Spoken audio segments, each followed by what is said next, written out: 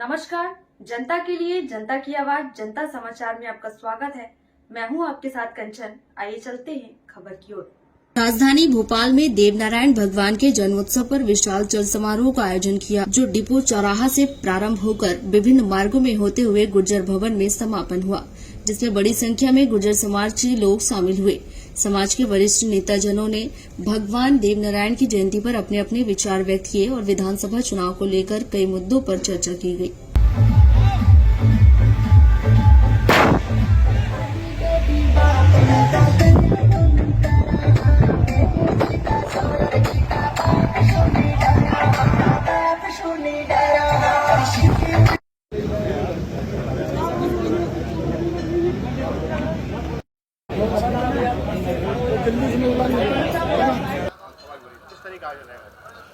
ये अपने आप में एक अनूठा आयोजन प्रदेश की राजधानी भोपाल में आज इसको दूसरा वर्ष है।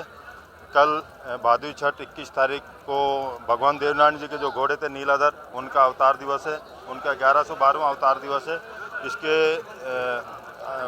लिए पूरे देश में और पूरे प्रदेश में जगह जगह इसके आयोजन किए जा रहे हैं। पिछले एक सप्ताह से और अगले एक सप्ताह तक चलते रहेंगे। और कल मालेश्वरी में एक बहुत भव्य आयोजन है, जहाँ पूरे देश से लोग जा रहे हैं। और राष्ट्रीय समन्वय समिति अंतराम जी इसके राष्ट्रीय अध्यक्ष हैं, उसका कार्यकारी अध्यक्ष हूँ। मैं यही कहना चाहूँगा कि हर साल की भांति हमारे समाज द्वारा यहाँ जो देवनारायण चल समारोह एवं जयंती के रूप में मनाया गया। अब की बार युवाओं ने बहुत बढ़ चढ़कर भाग लिया। वो हमारे राष्ट्रीय अध्यक्ष अंतराम तोमर जी, हमारे पूर्व विधायक श्री अर्जुन सिंह चैती जी और हमारे पूर्व मंत्री यूपी सरकार भाटी जी और मुखिया जी अतुल प्रधान, काफ़ी हमारे समाज के जो नेता लोग आए, उनने इसको भव्य रूप में मना। आज भोपाल जिले में पूरे प्रदेश से पधारे हुए सबसे पहले तो गुर्जर समाज को, सभी समाज को मैं देवनारायण जन्मोत्सव के शुभ अवसर पर बहुत बहुत बधाई शुभकामना देना चाहता हूँ। और देवनारायण भगवान के इस कार्यक्रम से गुर्जर समाज एकजुटता और इकट्ठा होने सीख गए। और हमारे महापुरुष सम्राट गुर्जर सम्राट मीर भोज, इनकी भी हम जयंती मनाते हैं। तो मैं तो युवाओं से आह्वान करना चाहता हूं कि अधिक से अधिक संख्या में सामाजिक कार्यक्रम में पहुंचे और अपनी भागीदारी निश्चित करें। आज पूरे प्रदेश से हमारे समाज के लोग पधारे हैं। उन्होंने संदेश दिया है कि हम सब एक है। अब समय आ गई है, जो हमारी जो जात को जो पिछड़ी जाति जो बोले जाते थे, अब हम लोग राजनीति में भी आगे आएंगे और शिक्षा में भी आगे आएंगे और हम सब लोग एकत्रित होकर देवनारायण बोर्ड के नीचे काम करेंगे। आज बड़ी खुशी की बात है कि हमारे पूरे देश में देवनारायण जी का उत्सव मनाया जा रहा है। और यहाँ भोपाल, ये मध्य प्रदेश की राजधानी में ये सबसे बढ़िया आज का प्रोग्राम रहा। मैं तो धन्यवाद देना चाहूँगा अपने गुर्जर सभा के सभी साथियों को और युवा साथियों को कि युवा की बदौलत ये प्रोग्राम अच्छा बना है और आगे भी हम उम्मीद करेंगे। मेरे उसमें नेतृत्व तो बनाई जाए, लेकिन हमारी समाज और युवाओं का खास योगदान है। हमारी गुर्जर समाज की युवा लगातार महीने भर से इसमें दिन रात करके मेहनत कर रहे थे। गांव-गांव, जिले-जिले जाके प्रचार किया। उनकी मेहनत का ये परिणाम है कि आज हम 7-8 हज़ार लोग गुर्जर भवन में इकट्ठे हो गए। भगवान देवनारायण जी की शोभा यात्रा हर वर्ष निकालेंगे, आगे भी निकालेंगे। आज हमारे लिए पूरे देश के गुर्जरों के लिए हर्षोल्लास का पर्व का अवसर है। हमारे भगवान श्री देवनारायण हमारे समाज में एक देव पुरुष हुए और एक महापुरुष हुए। तो भगवान श्री देवनारायण जी हमारे समाज के देव पुरुष हैं, जिन्होंने साधु माता की गोद में अवतार लिया। और हमारे महापुरुष गुर्जर प्रतिहार सम्राट मिहिर भोज जी, उनकी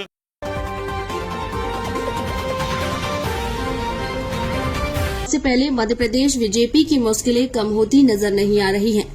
भाजपा के एक के बाद एक बड़े नेता कमलनाथ की नीतियों से प्रभावित होकर कांग्रेस ज्वाइन कर रहे। इसी बीच अब कांग्रेस ने सीएम शिवराज के गढ़ में बड़ी सेंधमारी की। सीएम के विधानसभा क्षेत्र बुधनी के 1500 लोगों ने कांग्रेस का दामन थाम लिया। सीएम शिवराज के लिए निजी तौर पर इसे बड़ा झटका माना जा रहा है। सीएम शिवराज के करीबी रहे राजेश पटेल बुधवार को 220 वाहनों का काफिला लेकर राजधानी भोपाल पहुंचे। यहां उन्होंने 1500 समर्थकों के साथ कांग्रेस ज्वाइन की। पीसीसी चीफ कमलनाथ ने स्वयं उन्हें सदस्यता दिलाई। इस दौरान राजेश पटेल ने मध्य प्रदेश से शिवराज सरकार को उखाड़ फेंकने का संकल्प लिया। पटेल ने कहा कि मध्य प्रदेश की जनता आज कमीशन राज से त्रस्त है, महिलाओं की आबरू असुरक्षित है, नौजवान सड़कों पर है, किसान आत्महत्या करने को मजबूर है। इस विकट स्थिति में हमारा दायित्व बनता है कि हम इस निकम्मी सरकार को उखाड़ फेंके।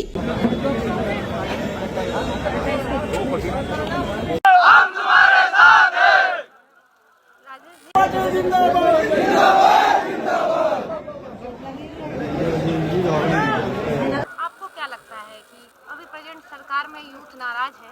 बिल्कुल नाराज है। उनको रोजगार नहीं है। बिल्कुल, जैसे कि शिवराज जी के कार्यकर्ता नारा लगाते हैं कि भाई आंधी नहीं तूफान है, शिवराज सिंह चौहान है। मैं कहता हूं कि अगर इस तरह का ही तूफान है तो हमें ये तूफान नहीं चाहिए, क्योंकि वो तूफान जो युवाओं का रोजगार उड़ा दे, वो तूफान जो भूखे के हाथ का निवाला उड़ा दे, हमें ऐसे मुख्यमंत्री नहीं चाहिए।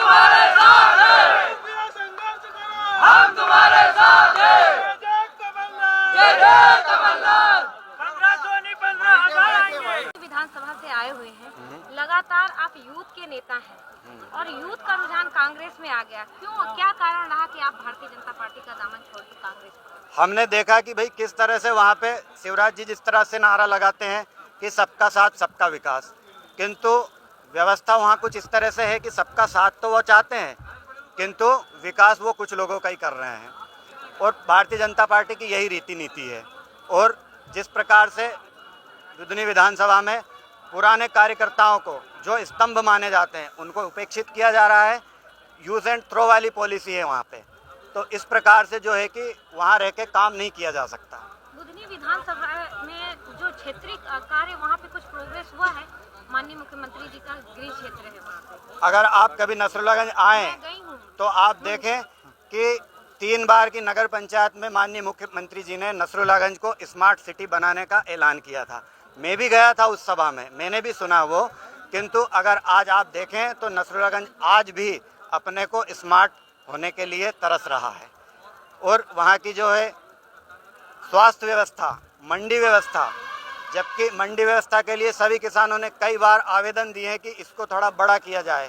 जब वहाँ भीड़ होती है तो बहुत ज़्यादा अव्यवस्थाएं हो जाती हैं, लेकिन शिवराज जी का खुद का विधानसभा क्षेत्र का जब ये हाल है तो पूरे प्रदेश के तो क्या ही कहने। राजेश पटेल जी के साथ आप लोग आए हुए हैं, आपको क्या लगता है बुधनी विधानसभा में इस बार जनता किसको चुनेगी?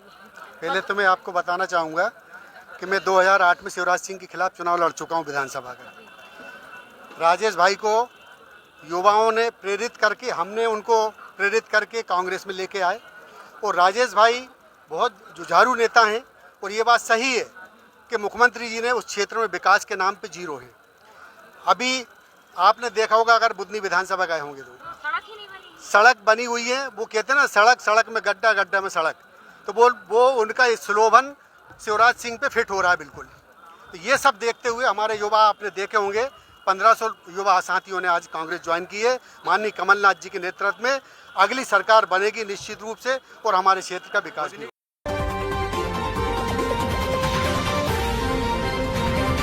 उमा भारती ने कहा, सनातन धर्म राजनेताओं का नहीं बल्कि विद्वानों और धर्म गुरुओं का विषय है।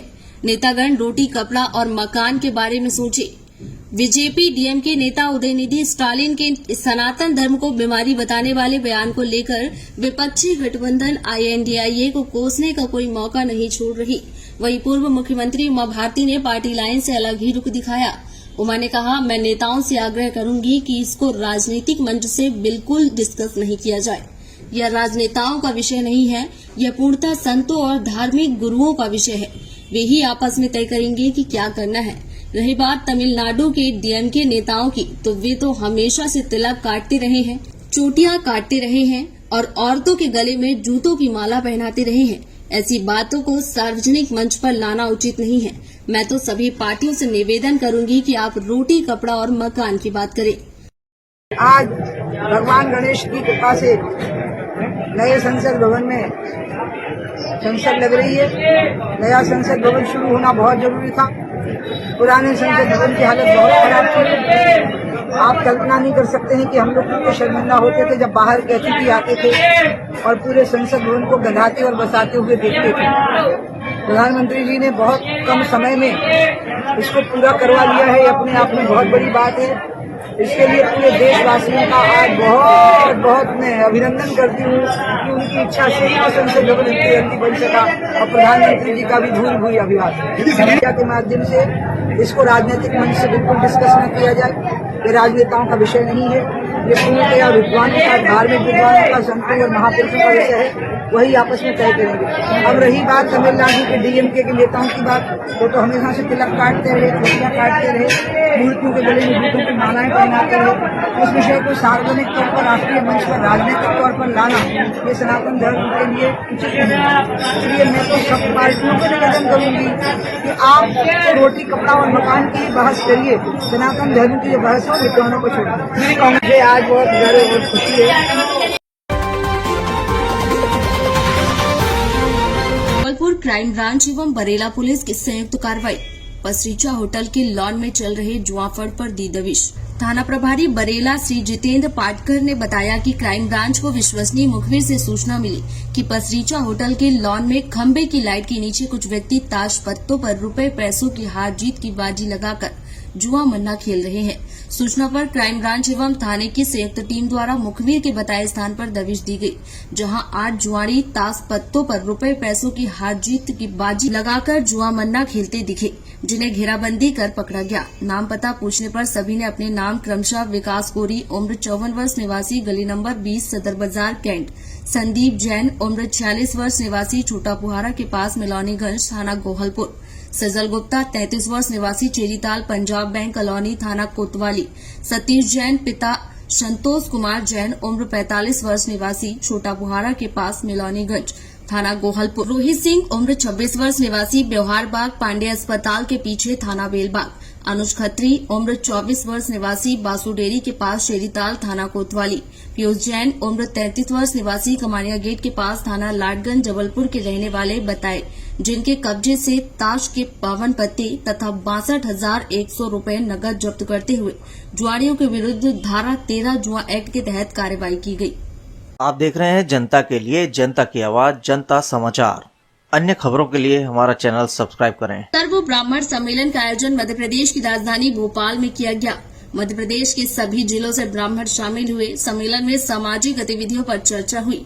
आए हुए ब्राह्मण ने अपने अपने विचार व्यक्त किए। कार्यक्रम समापन के बाद 17 सूत्री मांगों को लेकर भाजपा, कांग्रेस एवं अन्य पार्टियों के कार्यालय में मांग पत्र दिया गया। कांग्रेस कार्यालय में ताला लगा मिला तो गेट पर ही मांग पत्र चस्पा किया गया। कार्यक्रम में सुनील पांडे, प्रफुल्ल दुबे, प्रभात पांडे एवं समाज के अनेक वरिष्ठ जन उपस्थित रहे।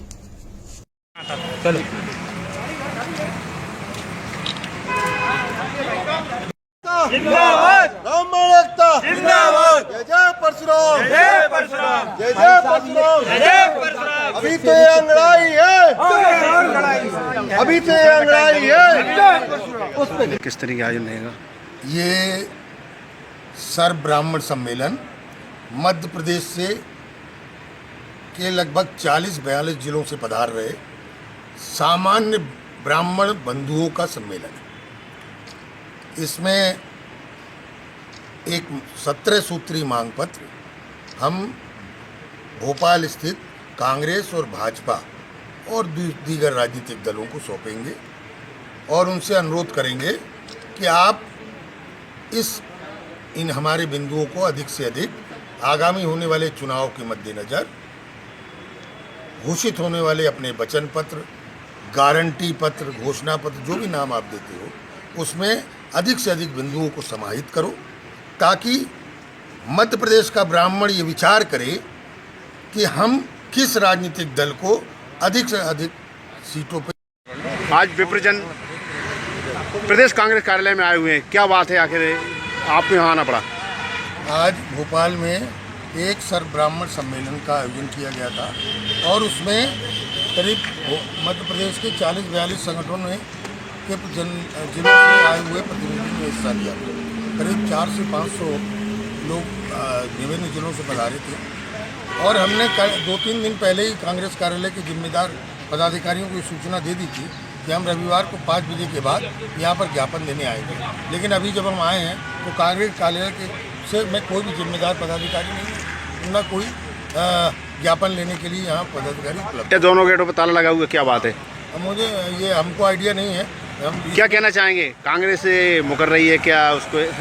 इसमें दो ही स्थितियाँ हमको समझ में आती है, या तो कांग्रेस को ब्राह्मण वोट नहीं चाहिए, या फिर कांग्रेस इतने आत्मविश्वास से भर चुकी है कि उसको लग रहा है कि बिना इन वोटों की हम जीत जाएंगे। अब इसके बाद अब क्या करेंगे, भाजपा के प्रदेश कार्यालय जाएंगे क्या? हम यहाँ से बीजेपी कार्यालय जाएंगे और वहाँ पर जो होगा उनको ज्ञापन देंगे। यहाँ किसी को ज्ञापन देने के लिए कोई नहीं है? कोई नहीं है, ज्ञापन हम गेट पे चस्पा करके जा रहे हैं। हाँ जी, हाँ जी। आज सर्व ब्राह्मण सम्मेलन का आयोजन किया गया है, पूरे मध्य प्रदेश से ब्राह्मण बंधु आ रहे हैं। किस तरीके का आयोजन आज आपका? ये समस्त मध्य प्रदेश के जिलों के जो ब्राह्मण नेतृत्व हैं और बुद्धिजीवी हैं, विचारक हैं, इन लोगों का सम्मेलन है। और ये सम्मेलन इसलिए हो रहा है कि ब्राह्मणों के लिए क्या परेशानियां हैं, ब्राह्मणों की क्या मांग है, उसका एक मैनिफेस्टो बनाएंगे। खुद वर्ग बैठ के और इस मैनिफेस्टो को बना रहा है और समस्त राजनीतिक दलों को दे रहा है। ये थी आज की खबर। और खबरों को देखने के लिए हमारे चैनल को लाइक करें, शेयर करें, सब्सक्राइब करें और बेल आइकन की बटन को दबाना ना भूलें। आप देख रहे हैं जनता के लिए जनता की आवाज जनता समाचार। अन्य खबरों के लिए हमारा चैनल सब्सक्राइब